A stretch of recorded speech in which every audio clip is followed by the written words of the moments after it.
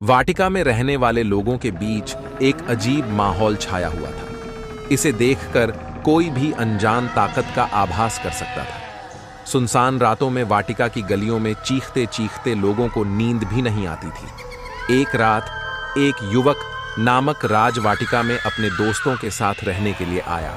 उसने सुना था कि यहाँ कुछ अजीब घटनाएं हो रही हैं, लेकिन उसने इसे गंभीरता से नहीं लिया। उन्होंने अपने दोस्तों के साथ रात के खाने के बाद एक रोमांटिक गैरा में वाटिका की खोज करने का निर्णय किया। चंदनी रात और बागबान की सुगंध ने माहौल को और भी रोमांटिक बना दिया। तभी एक अंधेरे कोने में एक भूतिया छाया दिखाई दी। राज और उसके दोस्तों की आंखों के सामने वहां कुछ अजीब घटनाएं घटित हो रही थीं। एक अजीब सी आवाज सुनाई दी और एक हल्की सी आंधी चली, जैसे कि कोई अदृश्य शक्ति वहां है। धीरे धीरे राज के दोस्त एक एक करके गायब हो गए। सिर्फ राज बचा रह गया। उसने अपनी सांसें रोक लीं और सोचा, क्या यह सब सिर्फ मेरे ख्वाबों की खोज है या वास्तविकता है?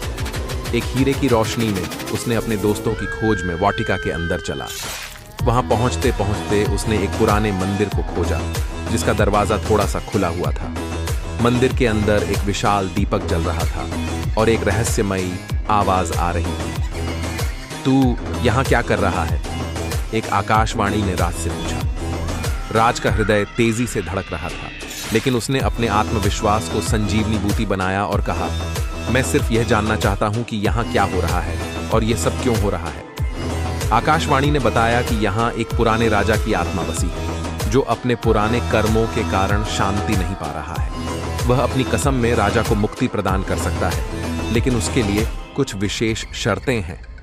राज ने आत्मा की शर्तों को मान लिया और धीरे धीरे मंदिर के दीपक को बुझा दिया।